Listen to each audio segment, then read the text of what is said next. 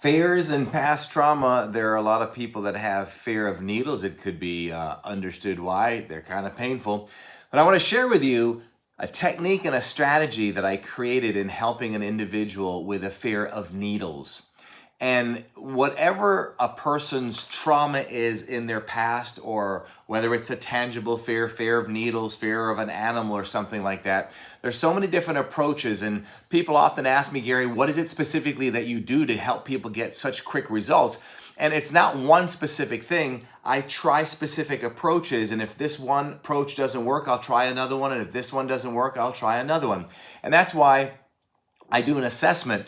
And once we find out through the assessment with working with somebody what they need, then we can create the strategy. So I'm going to share with you a very unique strategy that I came up with. It's more like an idea, I guess, to help this lady that was so phobic of needles. Literally, if I went like this and showed it to her, she would just burst in tears. I mean, it was one of the most severe cases I've had, especially with that of needles. Now, I want to caution and warn you, if you have a tangible fear of a needle or some other fear and you use some of these ideas, don't expect them to work, because it takes more than just this one idea or strategy. That's like, somebody saying, hey, how do you bake a cake? Well, you got to have flour. Well, if you have just the flour, do you have a cake? No, you've got to have maybe some eggs or sugar or vanilla or whatever. So this is just one part of the ingredient. So here's what I did.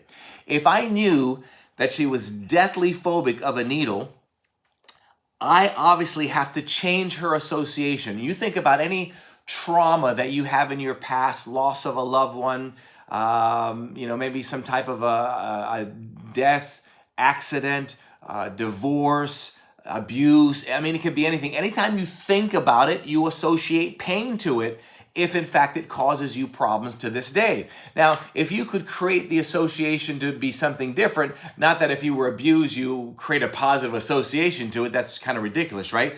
But there's ways to make those switches in your mind. So here's what I did with her. So I told her husband, and I did this all virtually. I do 99.999% of all my work virtually.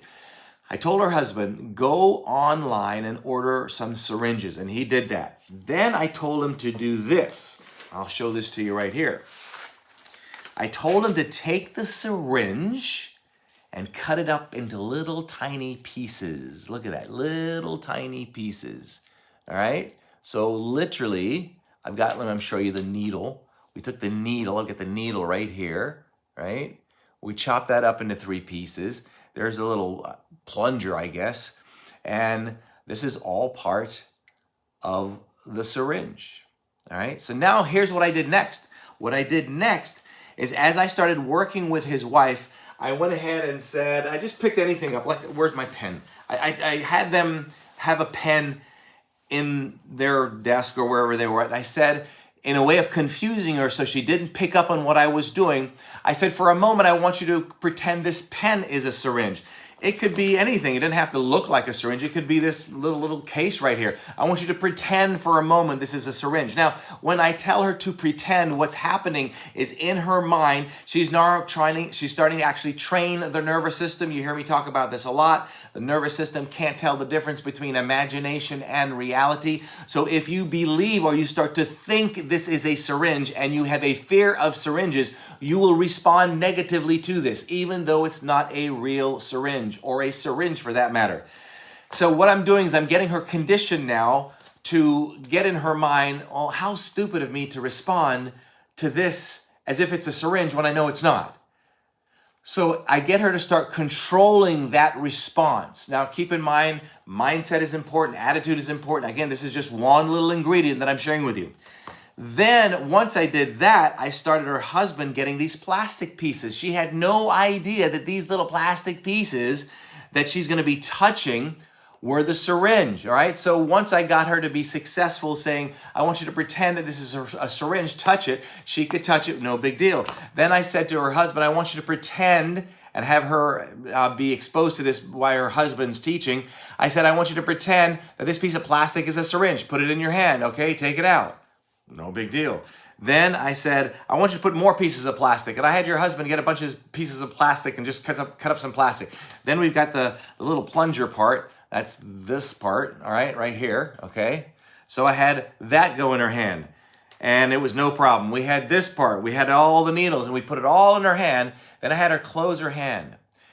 Then I said to her, "Do you know what's in your hand?" And she just assumed it was just a bunch of pieces. I said, now I knew the moment I said and I would tell her what it was, she would negatively respond. There was no question about that. I was prepared for that, and I prepared her for that. And that's a whole nother video on how I would prepare her and how I prepared her.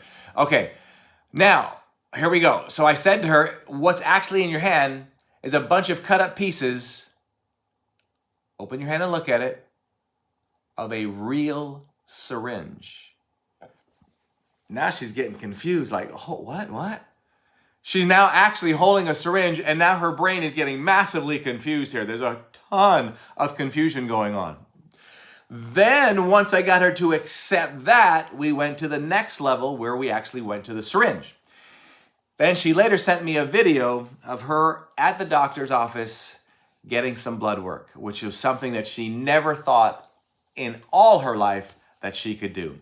So again, this is just one idea, one strategy of how I do this, and there's a lot more ingredients involved, but always remember, when we have some past trauma or a phobia, what we're actually doing is we are creating negative associations to it that create negative emotions and negative feelings. And always remember this, and you'll hear me talk about this constantly. Every time you have an emotion, all right, you're going to respond to it one way or the other. You're going to either ignore it or you're going to reward it. Now, if it's negative and you reward it, the more you reward it, the deeper you dig your emotional grave. And that is how this woman created this massively intensive phobia, because every time she thought about a syringe, she emotionally digged her grave deeper and deeper until we finally put this in the grave. All right, that's it. I'll be sharing some more programs and videos like this. I hope you've enjoyed this one. I am also new to this particular channel channel on YouTube because we got hacked. So I'd certainly appreciate your support. That's why it looks like we haven't got a lot of subscribers, depending on when you're seeing this. And if you could comment, have any questions, and share this with your friends and colleagues. Also subscribe. I'd certainly appreciate it. Between now and the next time we get the chat, you know what to do. If not, you do now. Don't let anything or anyone rent space in your head, especially those negative things or those negative people that shouldn't be there. I'm out of here. We'll see you again soon.